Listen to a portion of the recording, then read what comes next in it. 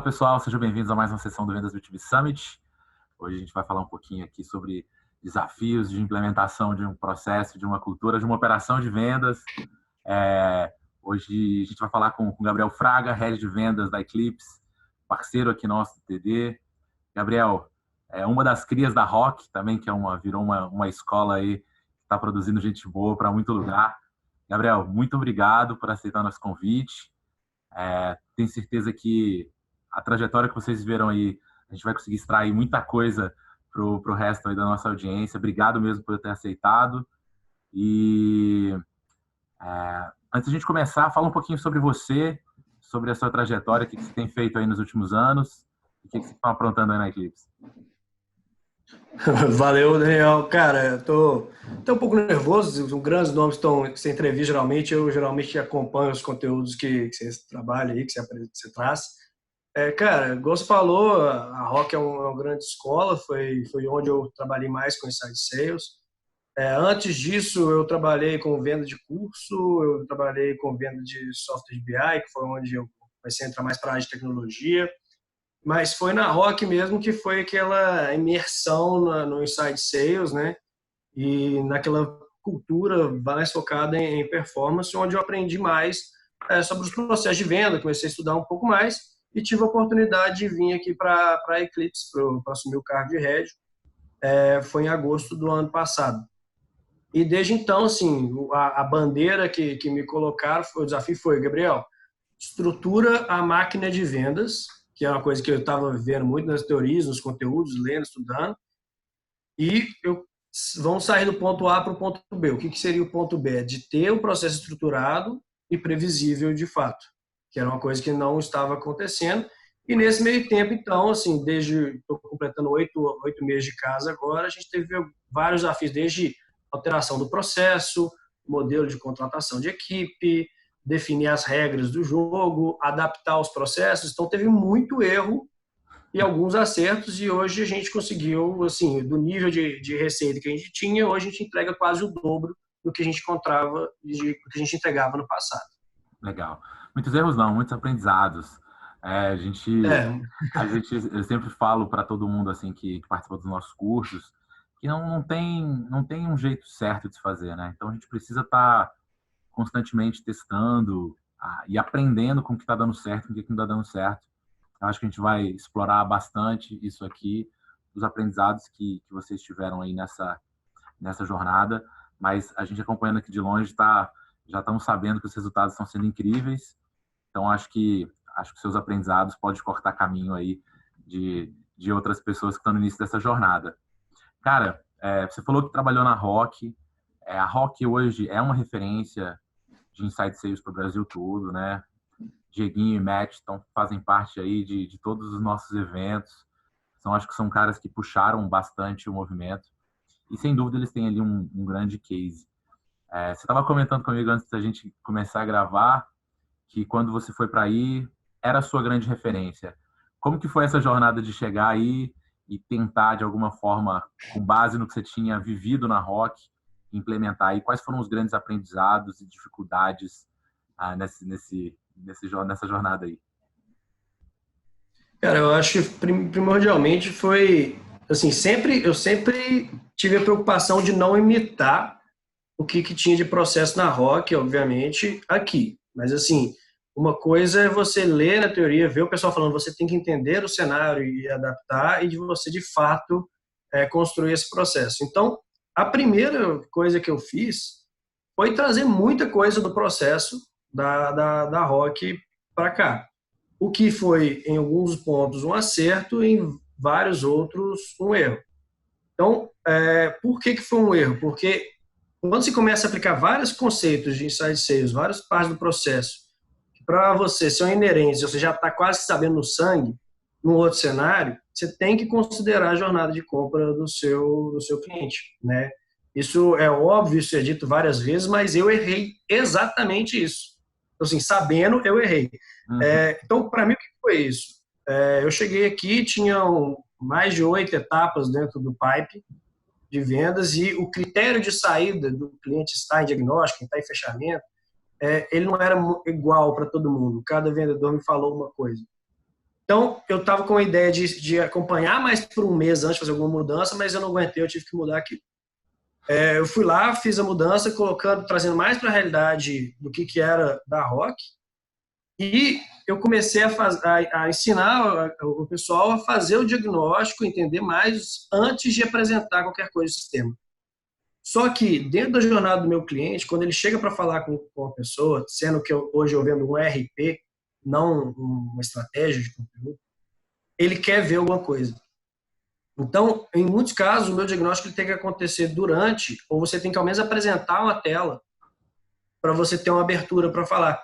E, basicamente, eu proibi. Falei, olha, nessa etapa de diagnóstico você não mostra nada. Sendo que é um momento que você tem que ter uma conversa, fazer o diagnóstico, aprofundar nas dores do cara e já levar o cara para mostrar como você resolve para fazer o processo de educação ali, né? Para o cara ver na prática como é que você está resolvendo o problema dele. Então, negligenciar isso foi um erro que, assim, deu 2 meses que eu tava... O pessoal ficava muito afobado, os prospects ficavam muito afobados para ver a solução e, de alguma forma, não davam a abertura necessária para aquele momento de diagnóstico. Sim, assim, o que acontecia era também que a conexão eram conexões maiores, em vez de conexões para, cara, você tem um problema, vamos resolver e marcar essa reunião. Então, o que eu ajustei nisso foi que nas reuniões de diagnóstico, né, já se abre alguma coisa do sistema com as pessoas, com os clientes agora, porque é do interesse do cliente, mas você vai abrir ele fazendo o diagnóstico. Então, você vai conversar com ele, vai fazer o GPCT, o BANT, o que for o caminho, né, para você, o SPIN, né, para você pegar a dor, inferir, etc., mas já vai mostrar isso também dentro da plataforma. O problema é que isso aí gera outra coisa, né? O cliente fica mais ansioso vendo o sistema às vezes e você pode perder o controle da reunião. Ele começa a perguntar isso aqui, isso aqui, isso aqui. Então, o vendedor teve que ter um treinamento aí de ter uma autoridade, de, cara, vamos focar em 3 pontos aqui da demonstração para eu te direcionar mesmo. Então, depois que eu tive esse erro, 3 meses que a gente estava aí, a gente não bateu as metas, tá? Eu assumo a responsabilidade desse problema a essa falha da minha. Mas depois que a gente começou a ajustar isso, a gente viu que os clientes, as jornadas, o processo estava caminhando muito mais tranquilamente. E eu consegui fazer essa mudança entrevistando alguns clientes e entendendo o porquê, né? Pegar a lista daqueles clientes e vão entender como é que foi a sua jornada, porquê. Então, eu comecei a perceber que alguns tiveram algumas... Pô, por que vocês estão perguntando esse tanto de coisa se eu queria ver o produto? Então, cara, mostra. Às vezes, criar uma resistência com o cliente porque você tem que fazer o diagnóstico não é o caminho correto. Não foi pra gente. Legal, legal. Cara, eu acho que é uma grande lição, né? Porque hoje a gente tem algumas grandes referências de insights. Insights é um tema muito novo no Brasil ainda, até no mundo, pelo menos dessa forma como a gente conhece agora. E a gente tem algumas referências e a nossa tendência é tentar ir atrás desses cases e tentar implementar, trazer eles de uma forma, copiar mesmo e trazer para a nossa realidade. E eu acho que respeitar a jornada do cliente, como você falou, é fundamental. E é sensacional a forma como vocês tiveram aí a forma que vocês decidiram trabalhar isso, que é entrevistando o cliente, né? Na hora que você começa a entrevistar o cliente, tem uma questão que também é muito negligenciada, as empresas fazem isso muito pouco, mas acaba tendo uma série de insights sobre efetivamente como é que é o caminho, como é que é a forma que ele compra, quais são as expectativas dele em cada um dos momentos, e a gente conseguir fazer essa adaptação. Legal demais, cara. E outras coisas que vocês, sobre na parte de gestão do time, que também vocês tiveram que adaptar aí para a realidade de vocês? Cara, quando a gente está falando de equipes pequenas, quando a gente olha de novo, né, olhando para um RD, para as empresas maiores, quando você tem uma equipe de 20, 30, 40 vendedores, você tem espaço para manobra, muita manobra. Então, se um vendedor vai mal, o outro compensa. Se um vendedor sai, você consegue distribuir bem a meta, né, ali entre eles. Mas e numa equipe, agora a gente está com 7 pessoas aí, a gente estava com 3, como é que você faz quando um performa mal? Isso quer dizer que o time inteiro está performando mal, porque o meu resultado é a combinação deles. Então, eu precisava dar uma atenção especial para garantir o desenvolvimento de todo mundo ali. Então, todo mundo do meu time tem que cair bem a bem. Hoje a gente tem 3 vendedores nessa equipe, porque, por exemplo, aí, cada um está representando 33% do resultado da empresa na área de vendas. Então, você tem que ter uma atenção especial em qual que é o ponto de desenvolvimento dele, porque ele afeta diretamente. Então, eu tive que fazer um alinhamento com cada um quando eu cheguei. Olha, cara, qual que é o seu objetivo? Onde é que você está querendo chegar? Como é que a gente vai chegar até lá? Quase que fazendo a parte da descoberta de vendas com a pessoa para entender o que move ela, para aí sim eu saber como treiná-la, como orientar, como fazer os one-on-ones, que foi outra coisa que o one-on-one que eu implementei aqui, para ter essa conversa mais perto e garantir. E assim, aqui a gente sempre teve, antes de eu chegar, inclusive, a regra, que a gente chama da regra da REHAB, que é quando a pessoa tem 3 meses, nos últimos 3 meses ela teve menos 70% de performance, ela tem que bater a meta nesse mês, senão ocorre a demissão. Ao mesmo tempo, tinha um critério de promoção, 6 meses batendo as metas ali, 110%, é promovido aumento de comissionamento. Só que eu cheguei mudando o processo, cobrando um novo posicionamento, fazendo novos treinamentos. A regra da Rehab, nesse momento de mudança, ela ia ser mais punitiva, porque a ideia da Rehab, na verdade, é ser um motivador para o cara entregar a performance dele. O cara tem que estar correndo atrás de promoção, não fugindo da demissão. Essas regras já estavam estabelecidas aí na Eclipse quando você chegou. Essas regras já estavam estabelecidas, de demissão e promoção. Só que quando eu cheguei, eu tirei. Por que eu tirei? Eu tirei e já voltou. Eu tirei porque, como eu coloquei um processo novo, eu mesmo assumindo novos processos, errando algumas coisas, enquanto eu não garantia para o meu vendedor, para o meu SDR, segue esse processo, segue dessa forma, esse é o critério para passar um cliente dessa etapa para essa etapa. Se você seguir esse processo redondo com volume, volume e qualidade, você vai bater a meta, eu não conseguia colocar essas regras rodando. Seria injusto e um fator de desmotivação. Então, eu deixei 3 meses sem essa regra, enquanto a equipe passava por treinamento, a equipe se ajustava, eu fazia os one-on-ones, e aí depois eu voltei com essa regra e a coisa começou a deslanchar. Então, assim, ao mesmo tempo que você vai cobrar das pessoas, você tem que dar para elas a base para que elas executem o trabalho e que elas tenham performance. Senão, você está sendo só um chefe chato mesmo. Sensacional. Não, bacana. Foi um insight foi muito pertinente. Que é uma coisa que eu sinto muito isso nas operações que eu acompanho, né?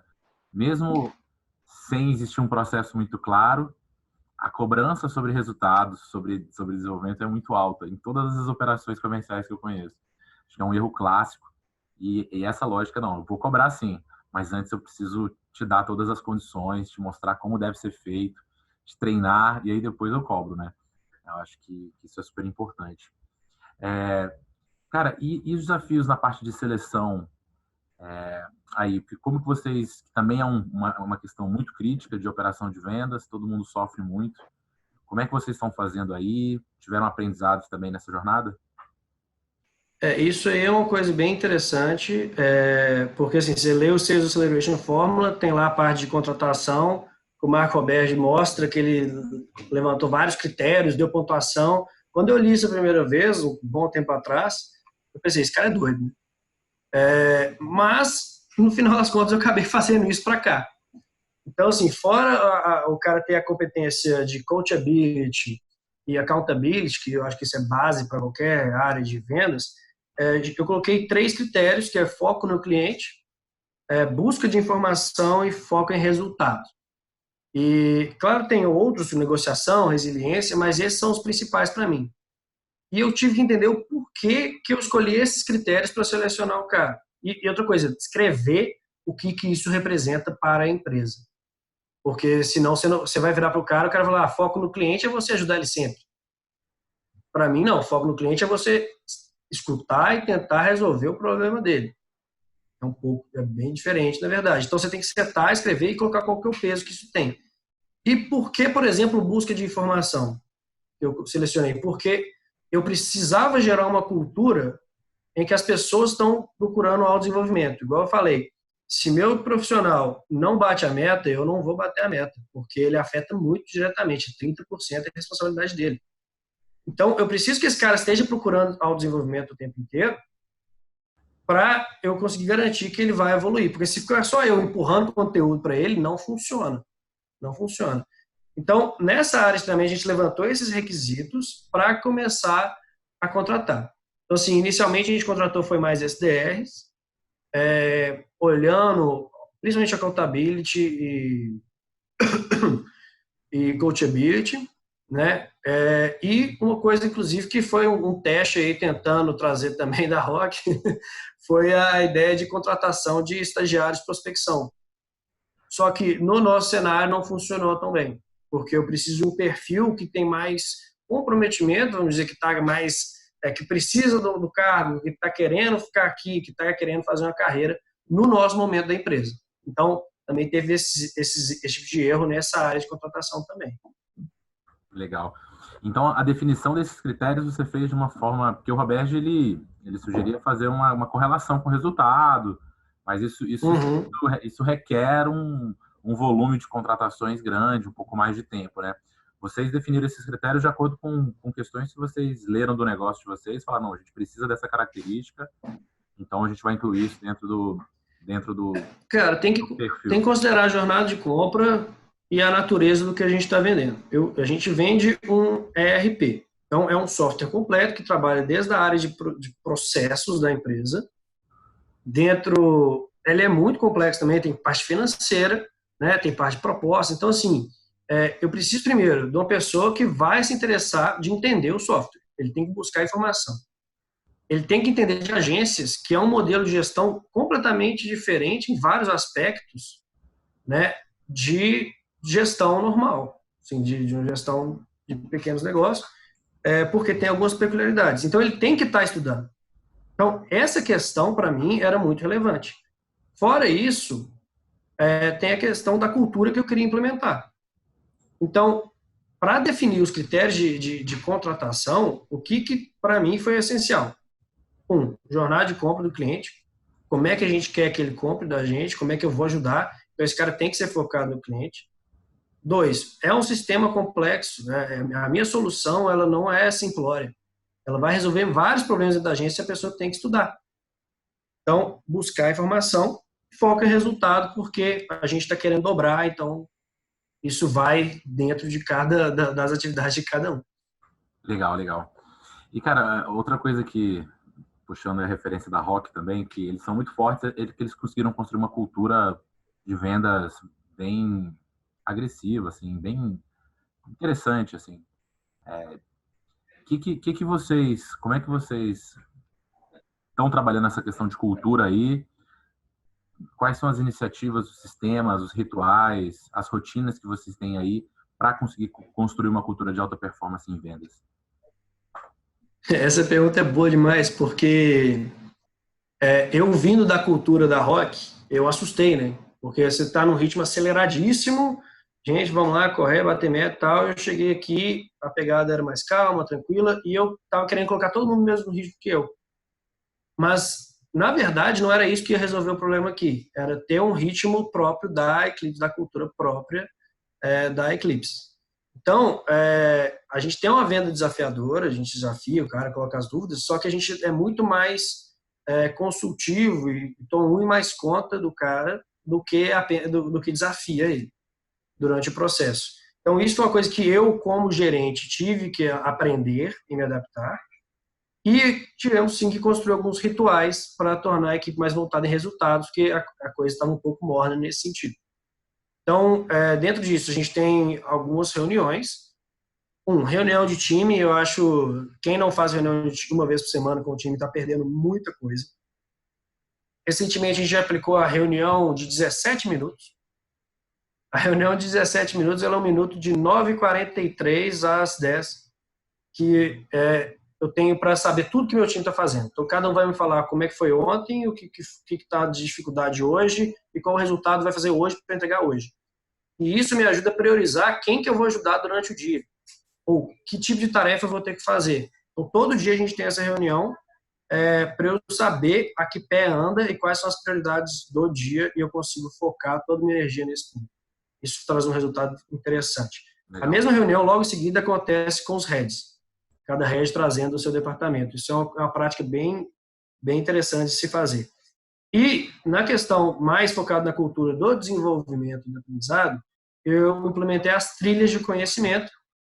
Tem 2 horas por mês, por semana, que é uma trilha de produto, que eu sento um vendedor mais experiente, com um SDR ou com alguém menos experiente, para ele trazer aquela situação que o cliente trouxe de dúvida que ele não sabia responder. Ah, fulano, o cliente que eu te passei, que eu marquei aquela reunião, ele falou que tinha esse e esse problema. O que você apresentou para ele? Como é que você fez isso? O que ele queria saber de fato? Então, começa a trazer a discussão para a pessoa começar a aprender sobre o produto de forma muito mais prática, já capacitando ele para virar um vendedor futuramente. Outra trilha de conhecimento seria a trilha de processo.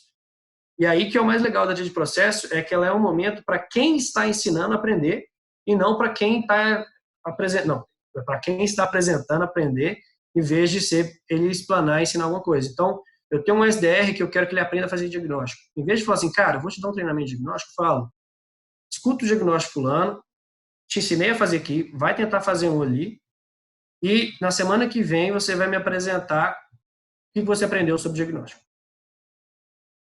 O outro que tem que aprender sobre demo, ele vai me falar sobre demo.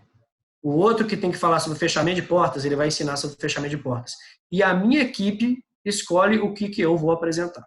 O que eu tenho que aprender como gerente. Então, isso motivou a galera a procurar conhecimento, a verem primeiro que eu estou querendo que eles desenvolvam habilidades específicas de cada um, a compartilhar isso com o pessoal, e a galera não tem medo de errar, porque abre espaço para contribuição, todo mundo começa a desenvolver, e aí a cultura ficou um pouco mais forte, no sentido de ensinar, de aprender, de correr atrás, que é um dos nossos valores aqui na Eclipse, que é de compartilhar conhecimento. Maravilha, cara. Não sei se eu respondi certinho. Não, respondeu. Não, porque esse é um desafio grande, né? Principalmente em vendas. Não é algo simples a gente construir realmente uma cultura de alta performance, mas eu acho que o que vocês estão fazendo aí realmente são boas iniciativas nesse sentido. Cara, se você pudesse voltar no tempo aí, é uma pergunta que eu tenho feito para bastante gente nessa edição, e te dar alguns conselhos quando você estava no início dessa jornada aí na Eclipse, quais seriam os seus conselhos para quem está no iniciozinho, para que não cometam os mesmos erros que vocês, ou que possa fazer de uma forma mais rápida? Tem que falar um só? Como é que é? Fica à vontade. Tem tanta coisa aqui que eu até travei. Cara, eu acho que primordialmente talvez ter mais empatia e escutar mais a minha equipe. Então, eu cheguei, detinha muito conhecimento, vi que a galera estava fraca em alguns pontos e pensei, eu tenho que trazer conhecimento, em vez de escutar também muito o que eles tinham para me trazer. Então, talvez eu teria errado menos em algumas etapas do processo, teria adaptado melhor a jornada de compra dos clientes, escutando um pouco mais. O outro é não menosprezar o poder de uma cultura já bem estabelecida. Então, a pessoa que estava aqui antes de mim era um gerente era uma gerente, né, que ficava motivando a galera, não, sim, ele vai fechar sim, bora para frente. E isso ainda existia, resquícios desse comportamento, e eu cheguei dando porrada a la rock, né, focado na performance, dando feedback direto, que talvez tenha gerado alguns ruídos, alguns atritos na comunicação. Então, entender a cultura que eu queria trabalhar melhor, e se eu tivesse definido isso um pouco antes, talvez eu teria tido melhores resultados. E terceiro, assim, eu acho que por último, é ter uma bandeira de uma coisa que você quer fazer no time que vai levar à mudança geral. Então, aconteceu de certa forma isso, que é a bandeira de buscar conhecimento, que o Igor está falando. Então, o pessoal não estava lendo, galera que não tinha lido Spin, não estava procurando informação, eu comecei a trazer meus livros, comecei a mandar conteúdo todos os dias, e isso começa a gerar outros tipos de comportamento. Então, se eu tivesse tido essas 3 dicas, eu teria entrado aqui um pouco mais maduro, né, mais pronto para execução do trabalho, mas eu acho que a gente nunca está de fato pronto, né, para o desafio. A gente tem que pegar ele, né, pelas orelhas, como diria minha avó, e colocar para fazer mesmo. Então, sim, foi muito bom não ter tido esses conceitos que eu aprendi, mas seria exatamente isso que eu falaria para mim 8 meses atrás, vamos dizer. Maravilha, Gabriel. Cara, parabéns assim, pelo que vocês estão fazendo aí. Estou ansioso para ver os próximos 8, 12 meses de trabalho, o que vocês vão conseguir alcançar aí. Ano que vem você volta para contar para a gente mais sobre essa próximo estágio aí de novos desafios. Cara, é prazer ter você aqui. Se o pessoal quiser entrar em contato contigo para bater um papo, para trocar experiência, ou quiser saber mais sobre a Eclipse, qual que é a melhor forma? Cara, eu sou super aberto para discutir sobre essas coisas, tá? Pode mandar uma mensagem no LinkedIn, no FragaV, linkedin.com/FragaV, que eu sempre respondo as mensagens que me mandam lá. O site da Eclipse tem muita informação, né? O blog também, né? Eclipse, né? A Eclipse que a gente fala, mas é só para como é que escreve, .com. Tem o blog nosso com bastante conteúdo. E a gente é bem aberto para trocar essas informações, fazer um bench, tá? E também aprender com quem quiser vir conversar com a gente, claro. Beleza? Maravilha, Gabriel. Cara, um grande abraço aí, sucesso e até a próxima. Valeu, Bounce. Foi um prazer, cara.